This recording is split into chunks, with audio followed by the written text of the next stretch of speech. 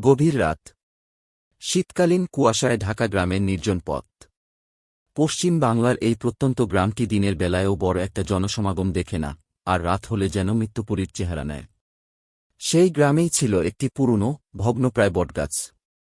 কথিত আছে, বটগাছের তলায় একসময় গ্রামের জমিদারকে হত্যা করা হয়েছিল।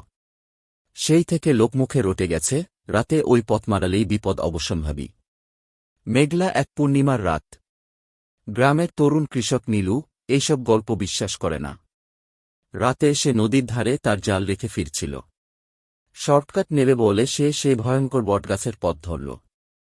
ঠান্ডা হাওয়া, নিস্তব্ধ পরিবেশ, আর দূরে কোথাও ঝিঝি পোকার আওয়াজ।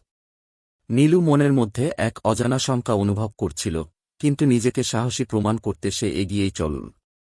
গাছটির কাছে পৌঁছাতেই কুয়াশা যেন আরও ঘন হয়ে এল। হঠাৎ তার মনে হল, কেউ যেন তার নাম ধরে ডাকছে। নীলু, নীলু। কণ্ঠস্বরটি যেন অদ্ভুতভাবে মিষ্টি এবং ঠান্ডা। চারপাশে তাকিয়ে কাউকে দেখতে পেল না। সে ভাবল হয়তো মনের ভুল। কিন্তু এক পা এগোতেই আবার ডাক এল, এবার কণ্ঠটি আরও স্পষ্ট। নীলু ভয়ে কাঁপতে লাগল। তার মনে হল, গাছের একটি ডাল যেন ধীরে ধীরে নেমে আসছে। তারপর হঠাৎ ডালটি সরল, আর দেখা দিল একটি পাণ্ডুর, রক্তমাখা মুখ। ঠোঁটের কোণে অদ্ভুত এক হাসি। নীলু চিৎকার করতে চাইল, কিন্তু গলা দিয়ে শব্দ বেরোল না।